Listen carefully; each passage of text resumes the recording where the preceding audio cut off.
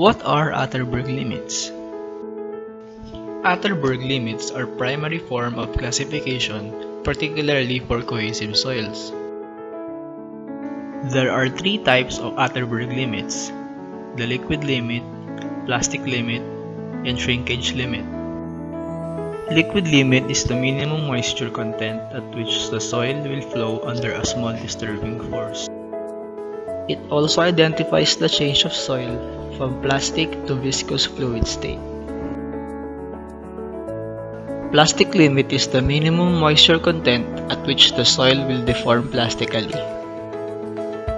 Lastly, the shrinkage limit is the moisture content the soil would have had if it were fully saturated at point at which no further shrinkage occurs on drying. For the liquid limit test, we will be using a Casa Grande cup with base, at least 250 grams of soil passing the number 40 sieve, a grooving tool, a spatula, and a mixing dish, water spray, a weighing scale, and a drying oven.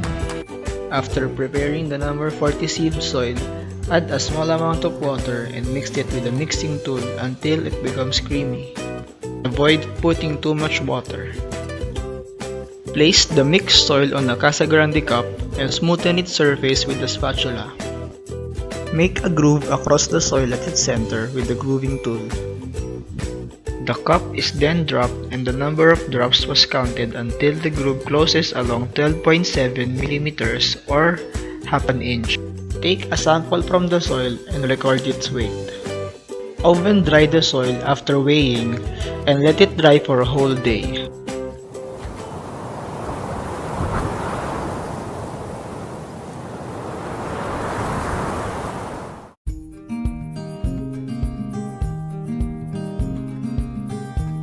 Record again the weight of the oven-dried soil. Repeat the experiment to make at least 5 trials with varying moisture content. Determine the moisture content of soil by subtracting the weight of wet soil by the weight of the oven-dried soil.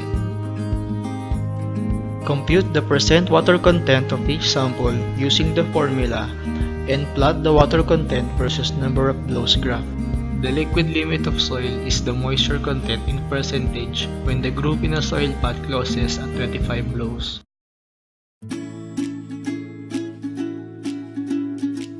For the plastic limit test, we will be using 15 grams of the same soil used in the liquid limit test. Firstly, the moisture content of the soil was reduced using the palm of the hands. It was then rolled until reaching a diameter of only 3 mm or less. Continuously roll the soil until it crumbles. Take the weight of the crumbled samples and place it in the oven for drying. Take the weight again of the oven-dried samples.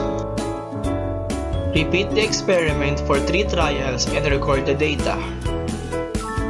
Determine the moisture content of soil by taking the difference of the weight of the wet soil and dried soil.